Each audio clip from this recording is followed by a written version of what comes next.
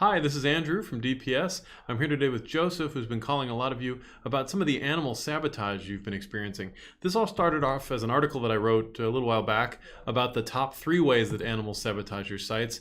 We had a great video here about a squirrel filling a microwave link with acorns, and some rodents chewing up some insulation, and bugs in the Alaskan winter. But that was just our top 3, some of the ones I had heard. So I asked Joseph to call some of you and ask for some of your stories. So I want to let you know some of the most interesting ones that he heard. So Joseph, what did you get when you called?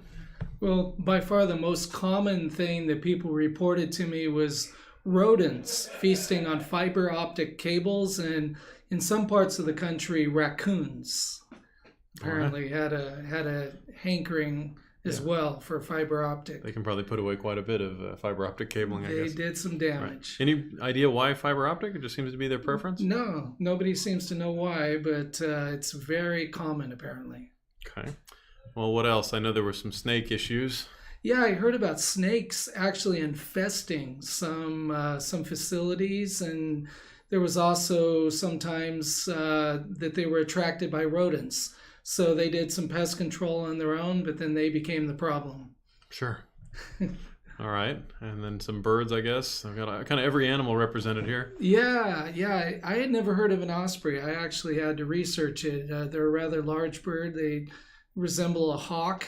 And apparently they'd nested up in a cell tower, and the cell tower needed some servicing. But the problem was the technician, every time he would climb up, the bird would swoop because she was protecting her nest. Right. And so they finally, because they're protected by the federal government, you can't touch them, you can't do anything to them, they had no choice but to wait until they were done with the nest and vacated before, and they being the osprey, and then they were able to do the servicing. Okay. Now, I know the government also gets involved with some eagles in Yellowstone, right? Yes. And there was a problem apparently with them nesting up in the power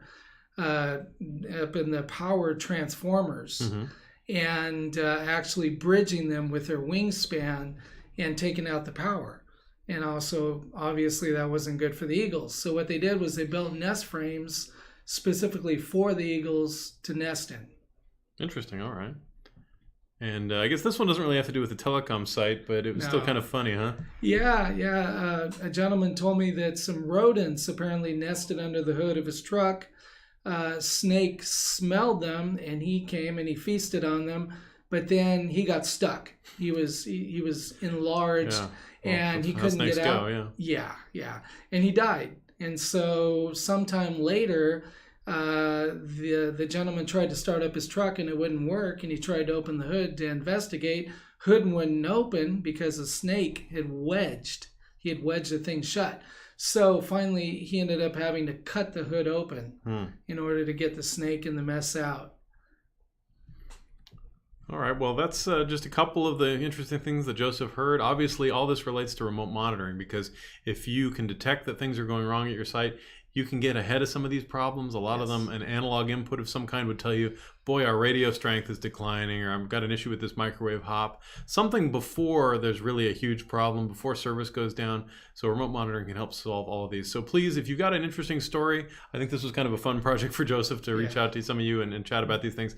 Please let us know what it is. I never cease to be amazed by the different stories that you all tell us. Our equipment is all the way up in Alaska. It's on all 7 continents. So there are a lot of different types of animals that have been at a lot of different types of remote sites. So please, if you've got a story, email us, sales@dpstele.com. You can always call us at 1-800-693-0351.